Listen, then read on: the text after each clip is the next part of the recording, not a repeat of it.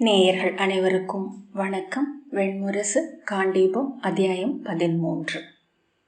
அணுகும் தோறும் விரிந்து வட்டச்சுழல் பாதையில் பெரு விசையுடன் சுழற்றி தன்னை உள்ளிழுத்த அக்கரிய பெருந்துளை ஒரு வாய் என அர்ஜுனன் எண்ணினான்.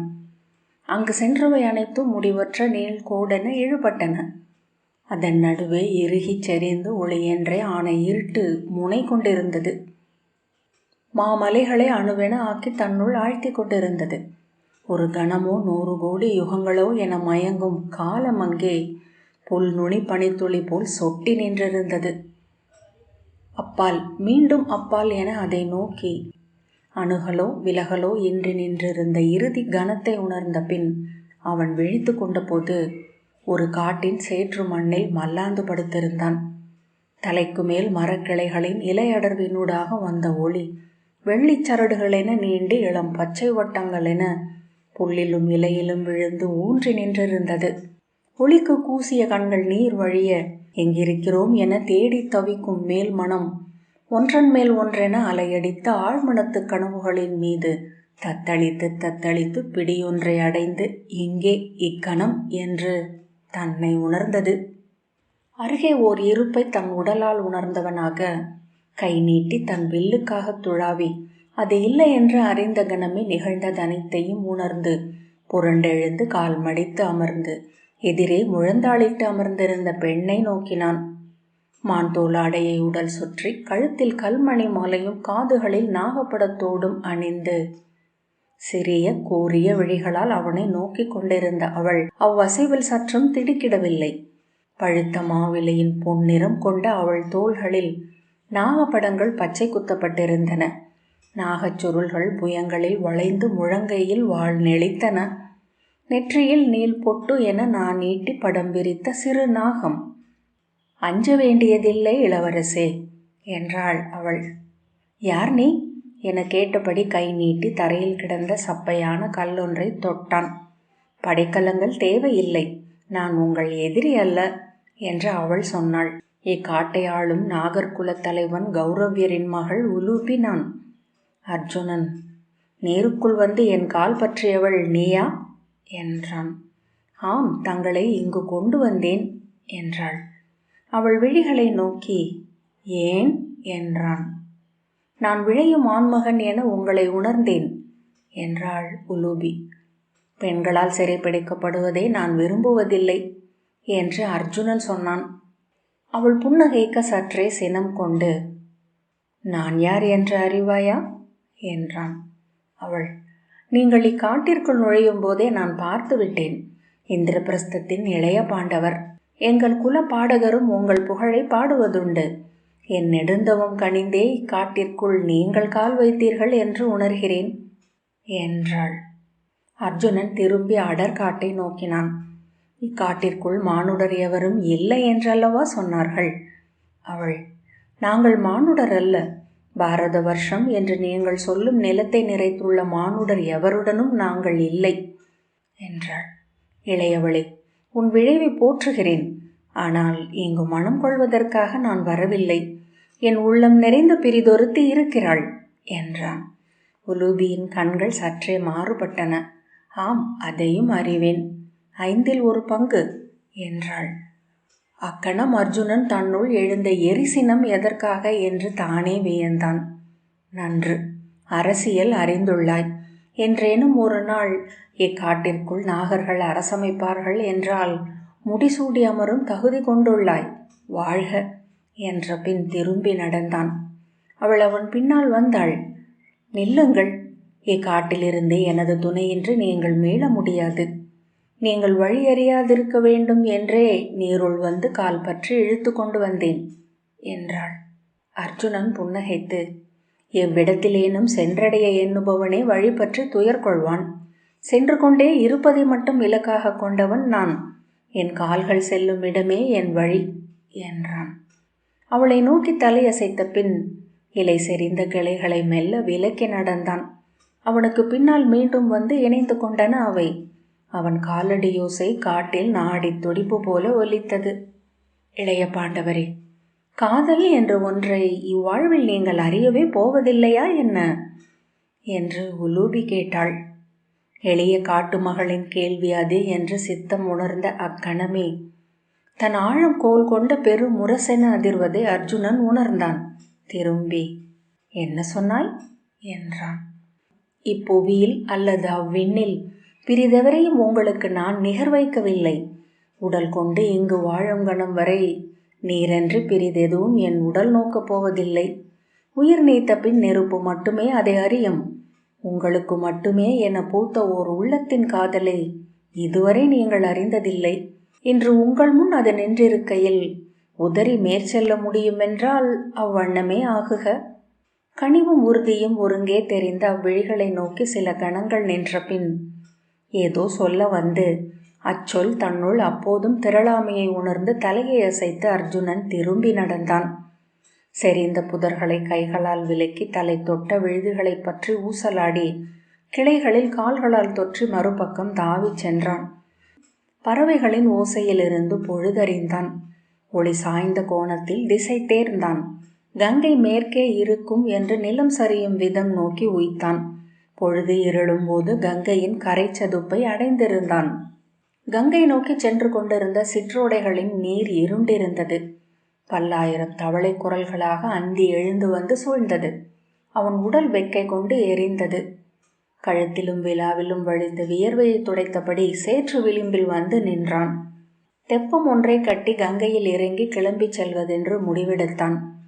மரக்கிளைகளை வெட்டுதற்கோ கொடிகளை அறுத்து வடமாக்குவதற்கோ அவனிடம் உலோகம் ஏதும் இருக்கவில்லை என்றறிந்து நீர்க்கரையில் செயலற்று நின்றான். விடிந்த பின்பன்றி அங்கிருந்து செல்ல முடியாது என்று எண்ணியதுமே துரோணரின் குரல் நினைவில் எழுந்தது. ஒவ்வொரு நாளும் விடியும் முதற்கணத்தில் அருகே வரும் தினி என்னும் தெய்வம் முடிவெடுக்கிறது ஒருவன் எங்கு மாலையில் உறங்க வேண்டும் என்று. நிசி என்னும் தெய்வத்திடம் அவனை கையளித்துவிட்டு மறைகிறது. தினி அறிவின் தெய்வம். நிசி உணர்வுகளுக்கு உரியவள். தினி வெண்மயில் மேல் ஏறியவள். நிசி கருநிற பருந்தில் அமர்ந்தவள்.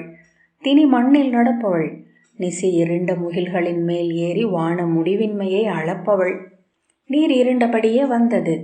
காடு விழியில் இருந்து மறைந்து பல்லாயிரம் ஓசைகளின் பெருக்கென அவனை சூழ்ந்தது. கரையோரத்து ஆலமரம் ஒன்றின் விழுதில் தொற்றி ஏறி கவன் கிளையொன்றில் கால் நீட்டி அமர்ந்தான். அவ்வழி நீள எதையும் உண்டிருக்கவில்லை என்று பசித்த போது உணர்ந்தான். கங்கையில் இறங்கி விடாய் தீர்க்கவும் மறந்திருந்தான். அருகிலேயே பலாப்பழம் பழுத்திருப்பதை நறுமணம் சொல்லியது. இறங்கிச் சென்று பசியாறவும் விடாய் தீர்க்கவும் உடல் விழைந்ததென்றாலும் உள்ளம் சலித்து விலகி நின்றது. தன் விடாயை பசியை பிரித்தவருடையதோ என நோக்கியபடி உடல் அருகே நின்றிருந்தான். எண்ணங்கள் பிசுறுகள் என சுழன்று அமைந்த ஏதோ காற்றில் திகைத்து எழுந்து ஆறுதல் கொண்டு மீண்டும் அமைந்து எழுந்தன. நெடுந்தூரம் வந்துவிட்டதை உடற்களைப்பு காட்டியது. ஆனால் வந்த வழி ஒரு காட்சி என கூட நினைவில் எஞ்சவில்லை என்று உணர்ந்தான். ஒரு கணத்திற்கு அப்பால் இருந்தது அவன் தொடங்கிய இடம். அங்கே அவள் நின்றிருந்தாள். ஒரு கணம். அங்கிருந்து இங்கு வரை அவனை கொண்டு வந்தது ஓர் எண்ணம் மட்டுமே. ஒரு எண்ணம் என்பது ஒரு கணம். என்ன எண்ணம்? விலகு விலகு என்று ஒற்றை சொல்லாலன்றி அவ்வெண்ணத்தை மீட்க முடியவில்லை. 100,000 சொற்களில் இடைவிடாது பகலெங்கும் அலையடித்தது அவ்வொற்றை சொல் மட்டுமே. உடல் சலித்து புரண்டு அமர்ந்தான். கண்களை மூடி தன் உள்ளத்தின் ஒவ்வொரு மூடிய கதவாக திறந்து நோக்கினான். எதை அஞ்சி ஓடி வந்தேன்? அஞ்சவில்லை, அஞ்சவில்லை. இங்கெனக்கு ஏதுமில்லை என்றுணர்ந்து திரும்பினேன். இல்லை, அஞ்சி ஓடினேன். புண்பட்ட விலங்கின் விரைவு கொண்டிருந்தேன். எதை அஞ்சினேன்? அஞ்சுவது நானா? அச்சமின்மை என்பதே முதல் மறை என கொண்ட அஸ்தினபுரத்து பார்த்தன் நான். அஞ்சினேன் அஞ்சினேன் என்று அவனுள் பிறிதொருவன் சொல்லிக் கொண்டிருந்தான். சினந்து திரும்பி அவன் தோள் பற்றி, சொல், எதை அஞ்சினாய் என்றான் பிறிதொருவன்.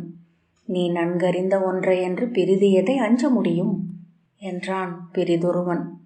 நன்கறிந்த ஒன்றை, சொற்களில் நீ புதைத்துவிட்ட ஒன்றை. அவன் எழுந்து ஆலமரக் கிளையில் நின்றான். திமிரும் எண்ணங்களுடன் அமர்ந்திருக்கலாகாது. இக்கணம் தேவை ஒரு புரவி. மரக்கிளைகள் அரைந்து விலக, கூழாங்கற்கள் தெரித்து பின்னால் பாய, காற்று கிழிப்பட்டு இரு பக்கமும் விலக, திசையற்ற வெளி ஒன்றை நோக்கி விரைய வேண்டும்.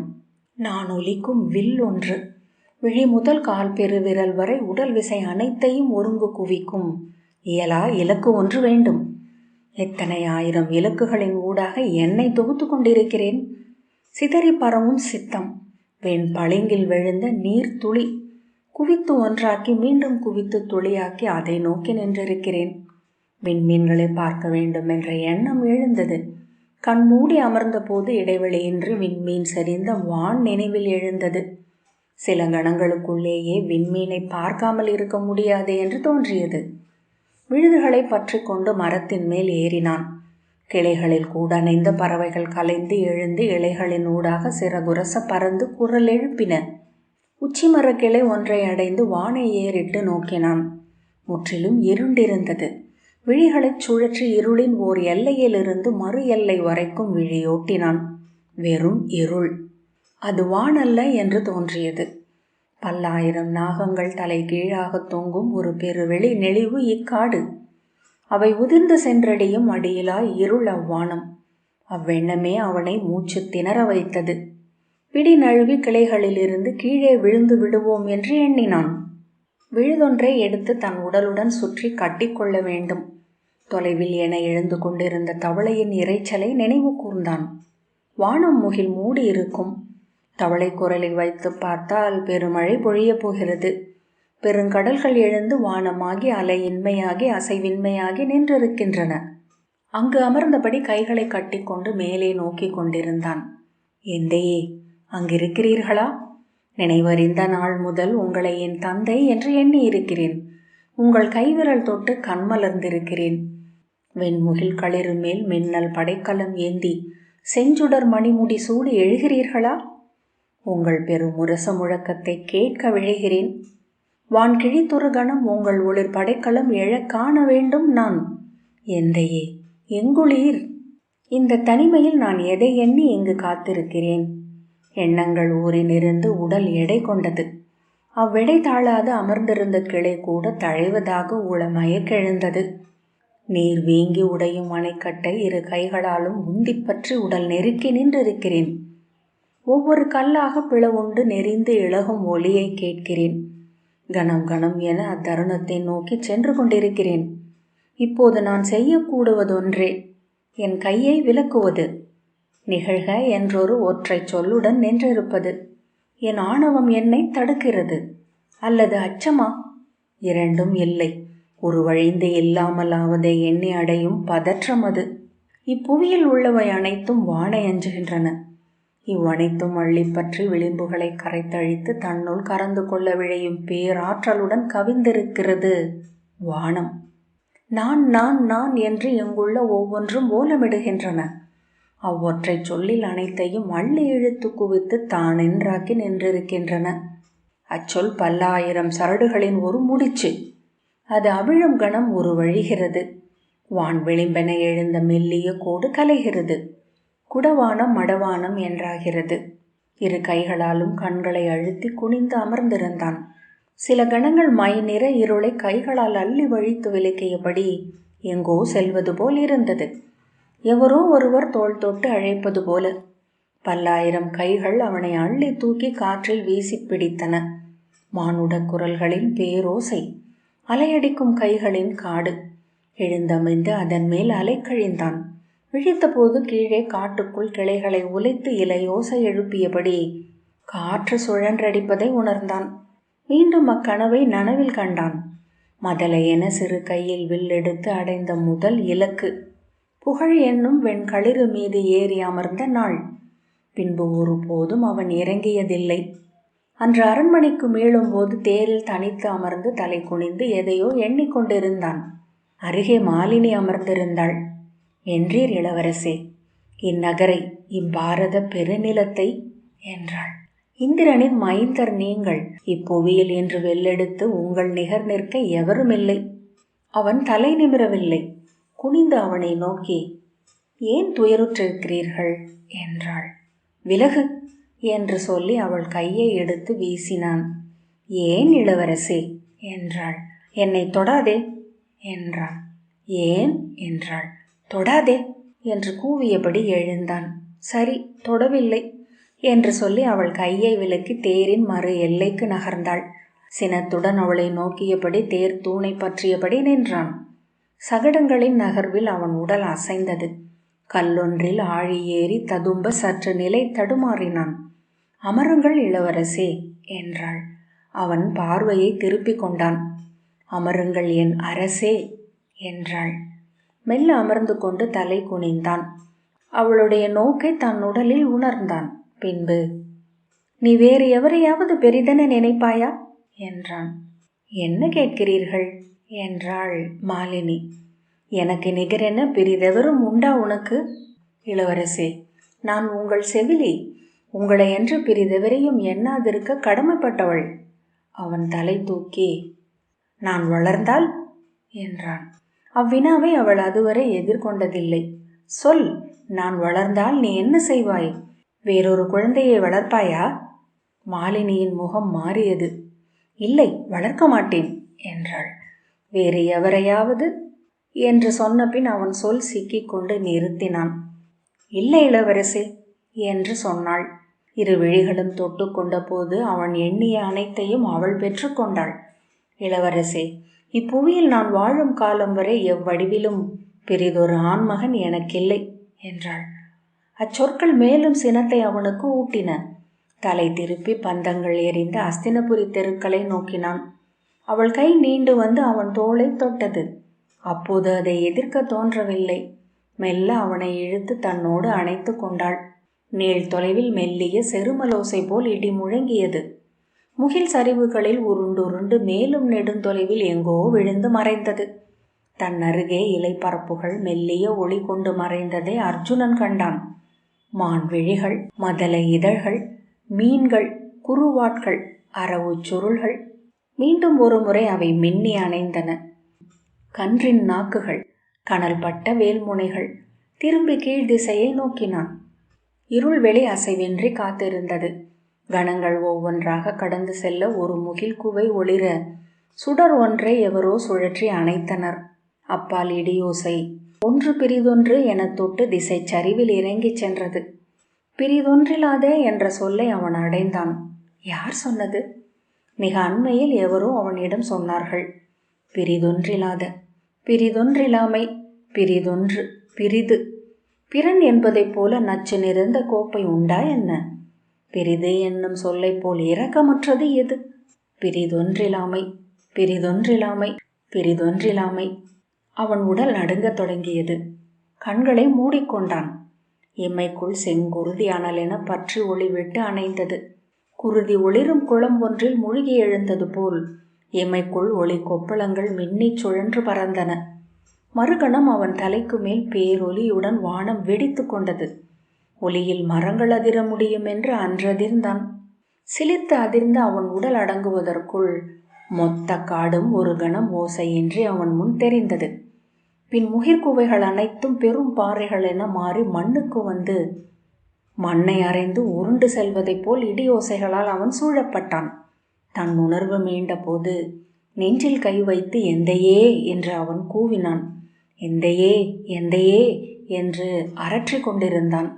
அப்பால் இருளுக்குள் இலைகளின் மீது மழை துளிகள் அறையும் ஓசை கேட்டது. பறவைகள் உடல் இறுக்கி குஞ்சுகளை அணைத்து கொள்ளும் குறுகல்கள். மழை கொண்ட காடு ஓலமிட்டது. சூடு ஏறும் அடுப்பு கலத்து நீர் போல. பின்பு அம்புகளென அவனை சூழ்ந்து இலைகள் அனைத்தையும் தைத்து அதிர வைத்தபடி மழை கடந்து சென்றது. ஒரு கணத்தில் முற்றிலும் குளிர்ந்து விட்டான். தாடியிலும் தலைமுடியிலும் வழிந்த நீர் சொட்டுகளாகி பின்பு முறியா சரடுகளாகியது. வானம் கரிய பசுவென்று உருக்கொண்டு குனிந்து தன் கருணை நிறைந்த நாவால் நக்குவது போல் மழை காட்டை நீவியது. பின்பு அக்காட்டின் மேல் பற்றி ஏறி தன் தழல் விட்டு நின்றாடியது. நீர் வடங்களாக உடலை வளைத்து ஒழுகி ஒழுகி கரைக்க முயன்றது. எண்ணங்களையும் நீர் கரைக்கும் என்று அறிந்தான். இறுகி கொதித்து சிதைந்து கொப்பளித்து நின்ற அனைத்தும் அடங்கி மறைந்தன. உடல் நடுங்கத் தொடங்கிய போது அகம் விழித்து கிடந்தது. ஒரு சொல் மிச்சமில்லை.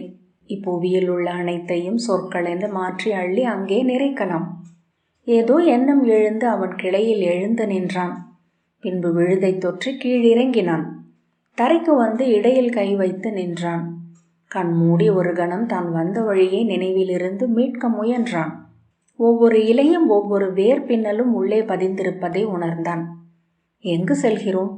அவள் அவனை கொண்டு சென்ற அத்திசையில் எங்கோதான் நாகர்களின் சிற்றூர் இருக்க வேண்டும். அங்கு செல்வது எளிது. அவ்விடத்தை முதலில் சென்றடைய வேண்டும். அங்கு நின்றிருக்க வேண்டும். அவளை தேடி செல்லலாகாது. அங்கு பாதை இருக்கும், அதை தொடரலாகாது. அவள் வருவதற்கான பாதை அது. இன்றிரவு தன் சிறு குடிலில் அவளும் ஒரு கணமும் துயின்றிருக்கப் போவதில்லை. அவன் விட்டு சென்று விடுவான் என்று அவள் எண்ணி இருக்கலாகாது.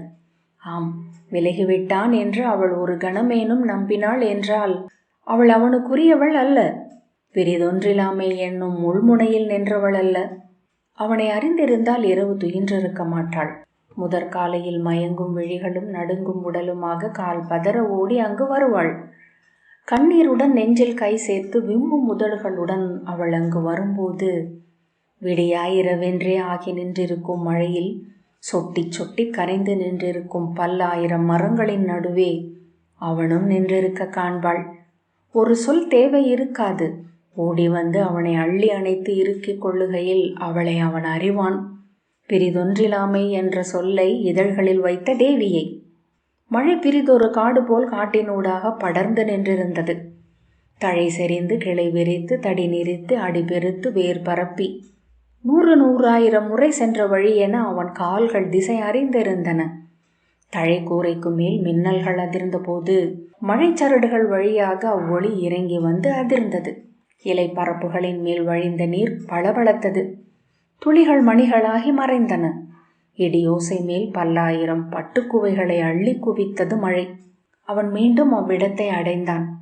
அதற்கு முன்னரே அறிந்திருந்தான் என்பதனால் மழையின் நீள திரைக்கு அப்பால் கரையும் மைத்தீற்றல் என அவள் உருவம் அங்கு நின்றிருப்பதை கண்டபோது நெஞ்சு அதிரவில்லை. அவளல்ல என்று சொல்லி அக்கணத்தின் பேருவகையை மேலும் சற்று ஒத்தி போடவே அவன் உள்ளம் எழுந்தது. ஆனால் தொட்டு தொட்டு அறிமுகமான அனைத்தையும் கொண்டு அம்மைத்தீற்றலை அவளென வரைந்தெடுத்தது விழிகளில் உறைந்த சித்தம். நெஞ்சில் கை கோத்து நின்ற அவளுடைய தோள்களின் குறுகலை, புயங்களின் மேல் கோடுகளென பரவி இருந்த கூந்தலை, சற்றே குனிந்து நின்ற முகத்தில் எம்மை தழைத்திருந்த விழிகளை, ஒன்றோடொன்று ஒட்டி குவிந்திருந்த சிற்றுதடுகளை, கண்ண பூமயிர் பரவலை மணல் வரிகள் என்றாக்கி வழிந்த நீரை, வாழை வளைவுகளில் என நீர் தாரைகள் வழுக்கி இறங்கிய மார்பு குழியை அருகில் நின்றவன் போல் கண்டான். மிக அருகே அவன் அணைவது வரை அவள் அவனை அறியவில்லை. அவன் நின்ற பிறகே உடலால் உணர்ந்து விழி தூக்கினாள். மார்பில் குவிந்த கைகள் உயிரற்றவை என இரு பக்கமும் இழிந்தன. முலைகள் எழுந்து அமைந்தன. உதடுகள் மெல்ல பிரிந்தன, மீண்டும் ஒட்டி கொண்டன. அதுவரை தனித்து பிரிந்து பறந்து தொடர்ந்து வந்தது போல் உடனிருந்த அச்சொல் சென்று கிளை அமர்ந்து சிறகு கூப்பியது. பிரிதொன்றிலாமை. காண்டீபம் 13வது அத்தியாயம் இத்துடன் நிறைவு பெற்றது.